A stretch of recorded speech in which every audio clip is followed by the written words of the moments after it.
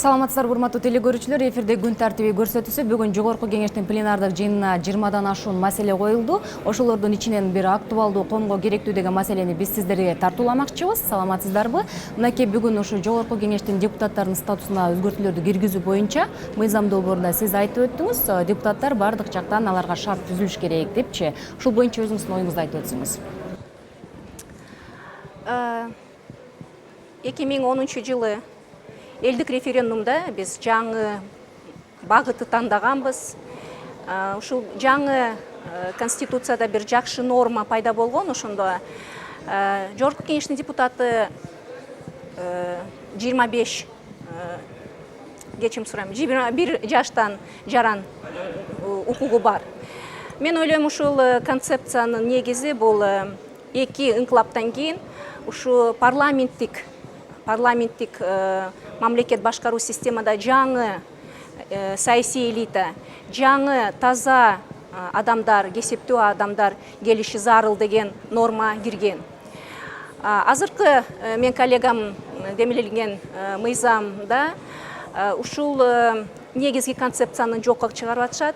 Анткени мен ойлойм, справка обоснованияда дагы биринчи иретте бул баягы бюджеттик чыгымдарды экономдоо деп жазып атышат.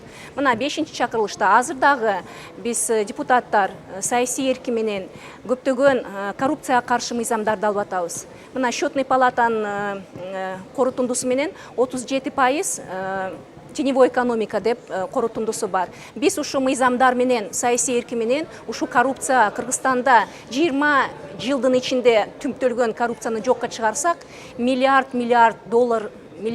сомдор биздин республиканский бюджетке кошумча каражаттар түшөт. Биз ушундой механизм менен иштеш керекпиз.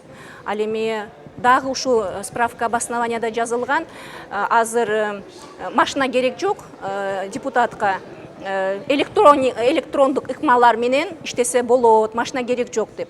Мен дагы буга каршы чыгып атам. Анткени депутат негизги функциясы бул өкүлчүлүк функция. Биз өзүбүздүн шайлоочулар менен бетме-бет отуруп, өзүбүз кулагыбыз менен угуш керекпиз. Анан кийин кабинетте отуруп алып, СМС жазганы туура эмес деп эсептейм. Ошон үчүн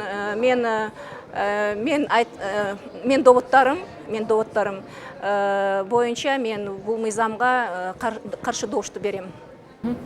Сиз ушул элемеде депутаттардын статусун өзгөртүүлөр киргизүүдө алардын артыкчылыктарын кыскартуу боюнча пикирди кармандыңыз. Ошол боюнча сиздин оюңуз? Биринчиден, мыйзам долбоордун авторлорунун бирimiмен, анткени авторлору 27 депутат, республикада жүрүш фракциясынын депутаттары. Экинчиден, бул депутаттардын артыкчылыктары боюнча Айнур Айылчиевна туура айтат, 25 жылдан бери, 20 жылдан бери, 25 эмес, 20 жылдан бери, легендарлуу парламент кеткенден бери артыкчылыктар ар бир чогулуу чакырылыш сайын кошула берген. Ошол себептен эки инкылапты болду. Анын арасына элде ушуну көрүп, бизди башкарган биздин өкүлдөр өздөрүн башка катмар элге айландырып баратат. Бизден айырма болуп баратат деп туруп ушул сунуштамаларын айткан шайлоонун астында. Шайлоонун астында бүгүн жогорку кеңеште олтурган 6 фракциянын 4 фракциясы, парламенттик фракциясы ошол демилгени колдоп берген, меморандумга кол коюп берген. Биз жогорку кеңешке келгенде бир мөөнөттүн ушу кыска мөөнөттүн ичинде депутаттын артыкчылыктарын биз жокко чыгарабыз деп. Ошонун ишке ашкандыгы бүгүн ошо жогорку кеңеште отурган дагы 2 парламенттик фракция колдогон менен 6 фракция тең колдоп ноябрь айында 25-inde жогорку кеңештин токтому кабыл алынган. Жардамчылардан жана унаалардан баш тартты. Бул юридикалык факт бүгүн. Бул юридикалык факт, жашоодогу факт, биз ошону мыйзамдаштырабыз деп атабыз. Эми негиздемелер жөнүндө айтсак, биринчиден жана конституцияда айтылып атат. Конституцияда негизи жогорку кеңештин статусу белгиленген, бирок депутаттын статусу өзүнчө мыйзам менен кеткен. Депутат, жогорку кеңештин депутат статусу деген мыйзам. Мыйзам бизде мына 10 миңге жакын мыйзамдар бар. Бул ар бир чакырылыш жашоо шартка ылайык, экономика шарттарга ылайык ошону законду караш керек. Бүгүн биздин Кыргызстандын бюджети быйылкы 16 жылга 22,5 миллиард сом тартыштык менен бекиттик, дефицит менен. Ошол себептен Биз өзүбүздөн мына депутаттар, жогорку кеңештер өзүбүздөн баштап сарамжалоону жана оптимизацияны баштайлы. Бул биринчи эле кадам. Эгер жогорку кеңеш бул кадамды алгандан кийин биз башка бутак бийликтерине да барабыз. Ошону сурайбыз. Андан тышкары, мына берде айтып атат, унаа жок болсо мен эл менен жолуга албай калам деп.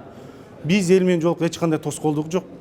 Биз шайлоодо болгондо жөөдө барып, үйгө чейин кыдырганбыз. Анан шайлоо бүткөндөн кийин бизге шайлоочу менен жолукканга унаа керек болуп калабы? Же бизге үй чатыр керек болуп калабы шайлоочулар менен кызыкчылыгына иштегенге? Бүгүн биз башка катмар болушубуз керек. Биз эл менен бирге болушубуз керек. Ошол себептен. Эмне себептен бүгүн миңдеген биздин шайлоочуларыбыз Ош шаарына башка региондордон келип, Бишкек шаарына башка региондордон, Көлгө бүткүл республикадан барып иштеп, айлыктары эң мына орточо баасын айтсак 12 000. Алар ошолорду эле ижарага батирлерди алып атпайбы? Жашап атпайбы? Биз андан көрө үнөмдөп бюджетке түздөн түз жөнөтүп ошолордун маяналарын көбөйтөлү. Экономиканы, көмүскө экономика берде Айнур Алчиин айтып кетти, 37% деп. Жок, бүгүн салык инспекциясы жана эксперттер айтып атат, 60% көмүскөдө экономикасы. Биз ошону жакшыртайлы. Экономикага жакшы шарттар түзөлү да, мына ошо экономикасы жакшы болгондо анан карайлы дагы маселени. Дагы бир абдан маанилүү саясий жагы бар. Мына ар бир азыр жогорку кеңеш бул эң маанилүү саясий площадка. Эң маанилүү мыйзамдар, эң маанилүү чечимдер ушул жогорку кеңештин аянтчасынан алынат. Ошондо азыркы мыйзам долбоору сөзсүз олигархический парламент келишүүнө жол түзүп атат. Ким келет? Кайсы жаран келет? Кайсы ушу колун сөзсүз Бишкекте чоң үй бар. Андан кийин баягы өзүнүн эсебинен жардамчыларды, консультанттарды кармалганы, машинаны. Мен ойлойм ушундай олигархический парламент, бул баягы орусча айтканда сытый голодного не разумеет дегенде ушундай бир багытты алып келет. Мен ойлойм биздин парламентте сөзсүз азыр бул жерде жөнөкөй мугалим, жөнөкөй врач, жөнөкөй инженер, эч кандай бир саясий обязательстволары жок адам келиш керек. Ошон үчүн бул мыйзам долбоору баягы чындыгында чоң саясий концепциясы бар. Дагы бир айтып кетет турган нерсе, бул артыкчы эмес, бул баягы привилегия деп айта албайбыз. Машина, помощник. Привилегия бул биздин баш мыйзамыбызда, конституцияда депутаттык коллективдестик. Биз баарыбыз азыр ошону биринчи иретте, ошону жокко чыгарганга аракет кылайлык.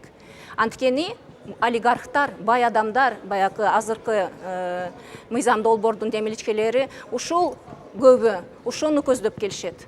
Мен баарын азыр дагы ушул мыйзам боюнча коллегаларымды чакырып кетет элем. Бул мыйзамга биз баарыбыз каршы добуш бериш керекпиз. Мен да жооп берип коеюн. Мыйзам долбоордун авторлору биринчилерден болуп, 2015-жылы Айнур Алчиин эсине чип кетиш керек.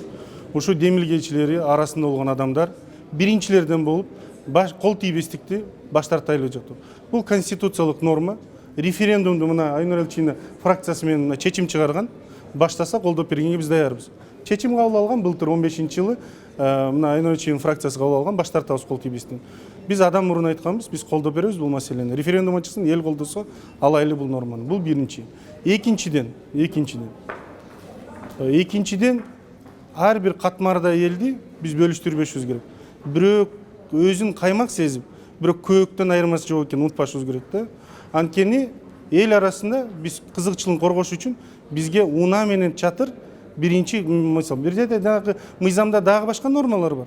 Мына эгерде депутат мөөнөтү бүтсө, бир кандай бир артыкчылык негизде жумушка орундашылат деп айтылат. Жумушка барат деп атат, ишке. Эмне себептен эмгек кодексин кабыл алып атабыз. Эмгек кодекси боюнча бардык жаран бирдейбиз да. Мына конституцияда 16-чы берем бар. Ар бир Кыргызстандын жараны бирдей укукка ээ, бирдей милдеттерге ээ болуп турат дейт. А эмнеге ашыкча болуп кетебиз? Мына легендарлуу парламентте абдан Кыргызстандын бутуна тургузган. Бул конституцияны биринчи алган, жогорку кеңешти биринчи түптөгөн мына көптөгөн биздин инсандарыбыз бар эле. Абдыганы Эркебаев, Жамин Акималиев, көптөгөн биздин инсандар, алар кабинети жок иштеген. Эмне себептен бүгүн биз өзгөчө катмар болушубуз керек? Бул темага кененирээк парламентаризм сабактарынан кененирээк токтолобуз. Анан айтсаңыздар, бүгүнкү күн тартибинде дагы кандай маселелерге талкуулар коюлмакчы, убакыт бөлүнмөкчү? Күн тартипте аябай көп маанилүү маселелер бар. Мына кылмыш жаза кодекс боюнча, бирок сиз баягы биз биринчи бөлүктө танаписке чейин өкмөт жөнүндө, конституциялык мыйзам, өкмөт жөнүндө мыйзам, мен ойлойм, абдан маанилүү мыйзам.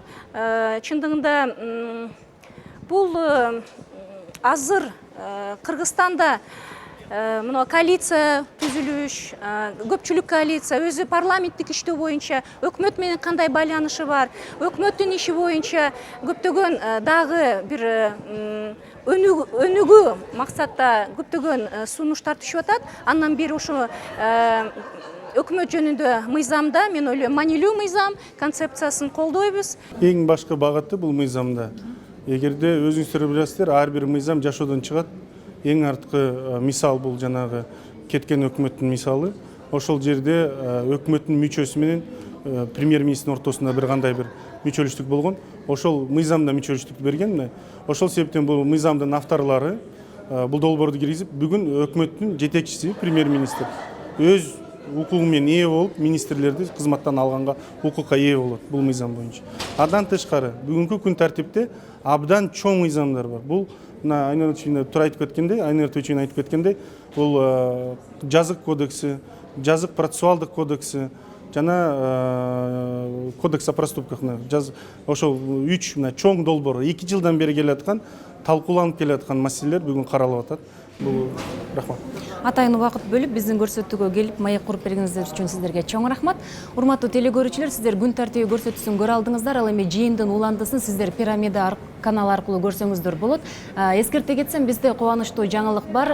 Кеңеш KG сайты жаңы дизайн менен чыга баштайт. Андыктан баарынан кабардар болуңуздар. Мындан сырткары баарыңыздарды парламент радиосун угууга чакырып өтөм. Эфир аркылуу амандашканга чейин саламатта болуңуздар.